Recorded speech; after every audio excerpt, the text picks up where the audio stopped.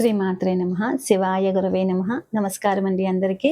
అమ్మ దయతో అందరూ బాగుండాలని మనస్ఫూర్తిగా కోరుకుంటున్నాను. అమ్మవారి వైభవాన్ని వర్ణించే లలితా సహస్రనామ స్తోత్రంలో ప్రతి నామం కూడా ఒక అద్భుతం అన్నమాట. కానీ 22వ నామం అయిన తాటంకయుగలీభూత తపనోడుపమండల అనేది ఒక విశ్వ రహస్యము. అమ్మవారి చెవి కమ్మలు సూర్య చంద్రులే అని ఈ నామం మనకి చెబుతోంది. అసలు సూర్య చంద్రులు చెవి కమ్మలుగా ఉండడం వెనుక ఉన్న రహస్యం ఏమిటి? మన శరీరంలో ఇవి ఎక్కడ ఉన్నాయి? ఈ వీడియోలో ఈ నామం యొక్క లోతైన అర్థాన్ని ఇంకా యోగ రహస్యాలను మనము పూర్తిగా తెలుసుకుందాము. వీడియోని ఎక్కడ స్కిప్ చేయకుండా పూర్తిగా చూడండి. ఈ నామము స్పష్టంగా ఎలా పలకాలో, ఎక్కడ స్ట్రెస్ ఇచ్చి పలకాలో నిదానంగా ఈ నామం గురించి మొత్తము చెప్పాను. చివరి వరకు చూడండి. ముందుగా శ్లోకంలో వచ్చేసి తాటంకయుగలీభూత తపనోడుపమండల. ముందు నామంలో 8వ శ్లోకంలో 1వ పాదం గురించి తెలుసుకున్నాం కదా. కదంబ మంజరీ క్లుప్త కర్ణపూర మనోహర. ఈరోజు అదే శ్లోకంలో 2వ పాదం అనమాట. తాటంకయుగలీభూత తపనోడుపమండల. ఇప్పుడు ఈ నామం గురించి మనం తెలుసుకోబోతున్నాం. ఈ నామాన్ని 4 భాగాలుగా విడతీసి నేర్చుకుంటే కనుక సులువుగా ఉంటుందన్నమాట. తర్వాత ఈ నామాన్ని మొత్తము కలిపి ఒకేసారి పలకాలి. తాటంక యుగలీభూత తపనోడుప మండల అనేసని. ఇప్పుడు ఈ నామాన్ని ఎక్కడ స్లో అవ్వాలి, ఎక్కడ స్ట్రెస్ ఇచ్చి పలకాలో చూద్దాము. తాటంక అన్న తర్వాత ఒక 6 సెకండ్ ఆగాలి. తాటంక అనేసని. ఎందుకంటే అక్కడతో ఒక పదం పూర్తవుతుంది అనమాట. యుగలీభూత దగ్గర కొంచెం సాగతీయాలి. ముఖ్యంగా ఇందులో లీ గాని భూ కానీ చక్కగా స్పష్టంగా పలికేలాగా సాగతీసి పలకాలన్నమాట. ఇక్కడ భూ అనేది మహాప్రాణ అక్షరం. ఇంకా తపనోడుప అన్నప్పుడు వేగం పెంచాలి. తపనోడుప అన్నప్పుడు వేగం పెంచాలి.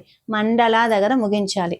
అంటే తాటంక ఇక్కడ టం మీద ఒత్తిడి ఇవ్వాలన్నమాట. తాటంక అనేసి అని చెప్పి, తాటంక అనేసి అని చెప్పి. యుగలీభూత ఇక్కడ 2 చోట్ల జాగ్రత్తగా ఉండాలి. లీకి దీర్ఘం ఇవ్వాలి, అలాగే భూ దగ్గర కూడా దీర్ఘం ఇవ్వాలి. అంటే భూ అనేది మహాప్రాణ అక్షరం కాబట్టి పొట్టలోంచి గాలి తీస్తూ గట్టిగా భూ అనేసని పలకాలి. తాటంక యుగలీభూత అనేసని చెప్పి. తపనోడుప ఇక్కడ నో దగ్గర చిన్న మెలిక ఉంటుంది. తపనోడుప అనేసని. డూని చక్కగా మృదువుగా సాఫ్ట్గా పలకాలి. తపనోడుప అనేసి అని చెప్పి. తాటంక యుగలీభూత తపనోడుప మండల. మండల దగ్గరకు వచ్చేసరికి మమ్ దగ్గర చిన్నగా స్ట్రెస్ ఇవ్వాలి. మమ్ అని మా పక్కన 0 ఉంది కదా, స్పష్టంగా పలకాలి. మమ్ అనేసని. తర్వాత లా అని దీర్ఘం ఇచ్చి పూర్తి చేయాలి. మొత్తంగా ఈ నామం చూస్తే తాటంక యుగలీభూత తపనోడుప మండల అనేసి అని చెప్పేసని. ఈ నామం పలికేటప్పుడు మీ నాలుక పై భాగానికి తగిలితే ఆ శబ్ద తరంగాలు మీ మెదడుపై సరైన ప్రభావం చూపుతాయి అన్నమాట. ముఖ్యంగా టా, లీ, భూ, డా అనే అక్షరాల దగ్గర నాలిక కదలికను మీరు ఒకసారి గమనించండి. మీరు కూడా ఒకసారి ఆ అక్షరాలను పలికి చూడండి. అంటే పైన మన అంగిలికి తాకుతుందో మీకు తెలుస్తుంది అనమాట. మీరు మొదట్లో ఇబ్బంది పడితే తాటంక అని ఒకసారి, యుగలీభూత అని ఒకసారి, తపనోడుప అని ఒకసారి, మండల అని ఇలా విడివిడిగా ఒక్కొక్క దాన్ని 10 సార్లు అనండి. ఆటోమేటిక్గా ఫ్లో అనేది వచ్చేస్తుంది. మొత్తము బాగా వచ్చిన తర్వాత పూర్తి నామాన్ని ఒకేసారి పలకడానికి మళ్ళీ ఇంకో 10 సార్లు మాత్రం ప్రాక్టీస్ చేయండి. మనకి నామావళిలో వచ్చేసరికి శ్రీ కానీ ఓం కానీ చేర్చి శ్రీ తాటంక యుగలీభూత తపనోడుప మండలాయై నమః అనేసని చెప్పాలన్నమాట. ఇది మొత్తము మనకి 16 అక్షరాల నామం కదా, అందుకని పూర్తి నామాన్ని ఒకేసారి పలకాలి. మధ్యలో ఎక్కడ కూడా విడతీయకూడదు అనమాట. ఈ నామంలో ఒత్తులు దీర్ఘాలు చూస్తే కనుక తాటంక, తాకి దీర్ఘం ఉంది, టా పక్కన 0 ఉంది. యుగలీభూత, లీకి భూకి దీర్ఘం ఉంది. తపనోడుప, నోకి దీర్ఘం ఉంది. మండల, మా పక్కన 0 ఉంది, లా అనేది దీర్ఘం ఉంది అన్నమాట. ఇంకా పద విభజన చూసుకొని దానికి అర్థం చూస్తే కనుక తాటంక అనేది చెవి కమ్మలు అనేసి అని చెప్పి. యుగలి అంటే జంట, ఒక జంట అనమాట. భూత భూత అన్నప్పుడు అయినటువంటి అని. తపన సూర్యుడు, ఉడుప చంద్రుడు, మండల అంటే మండలములు లేదంటే బింబములు అనేసని అర్థం వస్తుంది ఇక్కడ. అంటే తపన మండలము, ఉడుప మండలము. తపన మండలము అంటే సూర్యమండలము, ఉడుప మండలము అంటే చంద్రమండలము అనేసని అర్థం అనమాట. ఈ నామానికి అర్థం ఏంటంటే సూర్య చంద్రులని 2 చెవి కమ్మలుగా ధరించిన తల్లి అనేసని అర్థం అనమాట. మరి ఈ నామంలో స్థూలార్థం చూసుకుంటే కనుక విశ్వమంతా అమ్మవారి రూపమే అయితే పగలు వెలుతురినిచ్చే సూర్యుడు, రాత్రి చల్లని వెన్నెలనిచ్చే చంద్రుడు ఆమెకు అలంకారాలు అనేసని. అమ్మ ముఖము కోటి సూర్య ప్రభలతో వెలిగిపోతుంటే ఈ కమ్మలు అమ్మకు మరింత శోభని ఇస్తున్నాయి అనేసని చెప్పి. సూక్ష్మార్థం చూసుకుంటే కనుక మనకు సూర్యుడు జ్ఞానానికి సంకేతము, చంద్రుడు భక్తికి మనసుకి సంకేతము. అమ్మవారు జ్ఞానాన్ని భక్తిని సమానంగా చూస్తుంది. అమ్మ చెవుల దగ్గర ఇవి ఉండడం అంటే భక్తుల మొరను జ్ఞానంతో కరుణతో ఎల్లప్పుడూ అమ్మ వింటోంది అనేసని అర్థం అన్నమాట. ఇంకా అంతరార్థం చూసుకుంటే కనుక కాలము సూర్యచంద్రుల మీదనే ఆధారపడి ఉంటుంది. అమ్మవారు కాలాగ్ని చెవి కమ్మలుగా ధరించింది అంటే అమ్మ కాలానికి అతీతురాలు అనేసని చెప్పి కదా. అమ్మ ఆజ్ఞ మేరకే ఈ కాలచక్రం తిరుగుతూ ఉంటుంది అనేసని అంతరార్థము. ఇంకా యోగ శాస్త్రం ప్రకారం చూసుకుంటే మన శరీరంలో 70,000 నాడులు ఉన్నాయి. అందులో ముఖ్యమైనవి 3 అన్నమాట.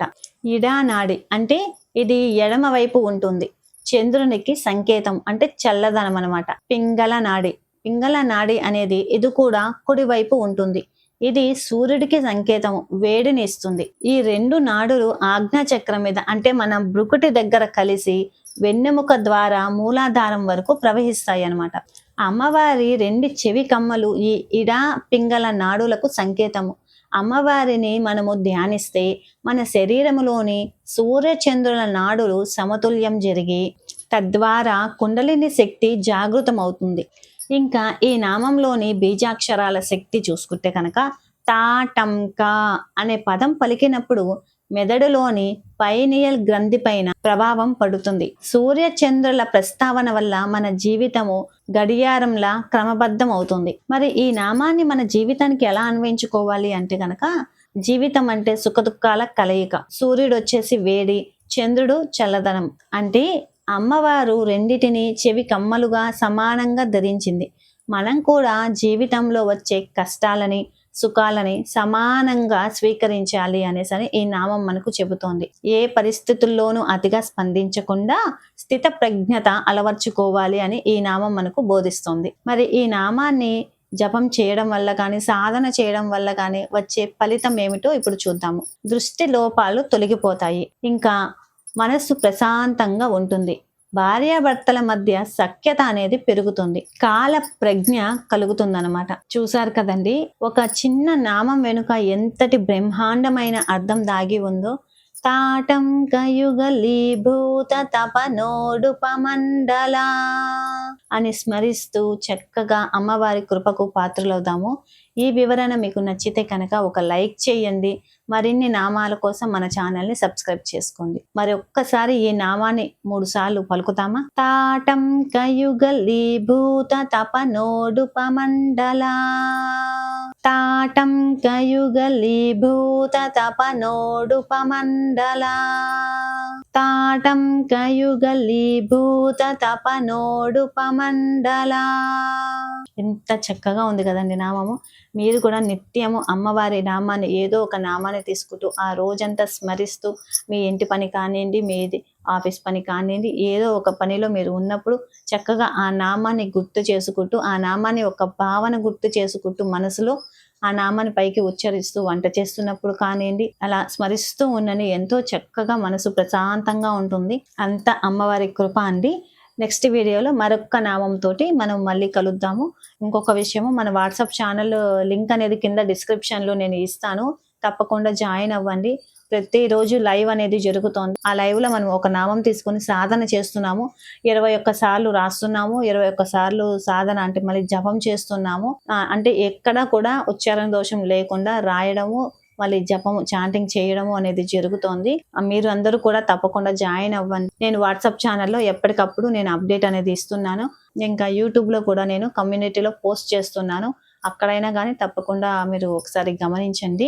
మనము 12వ తారీఖున హనుమ జయంతి ఉంది కదా, హనుమ జయంతి రోజున లైవ్లో హనుమాన్ చాలీసాని 3 సార్లు పారాయణం చేస్తున్నాము. మీలో ఎవరికైనా ఇంట్రెస్ట్ ఉండి జాయిన్ అయ్యి పారాయణం చేయదలుచుకున్న వాళ్ళు సోమవారం పోస్ట్ అనేది చేస్తానండి, లైవ్ ఎన్ని గంటలకి ఉంటుంది అనేసి అని చెప్పేసి. మీరు కూడా ఎవరైనా జాయిన్ అయ్యే వాళ్ళు ఉంటే కనుక జాయిన్ అవ్వండి. మనం అందరం కలిసి హనుమ జయంతి రోజున హనుమాన్ చాలీసాని పారాయణం చేద్దాము. హనుమంతుని కృపని మనం అందరము పొందుదాము. శ్రీమాత్రే నమః. శివాయ గురవే నమః. సర్వం శ్రీ లలితార్పణమస్తు.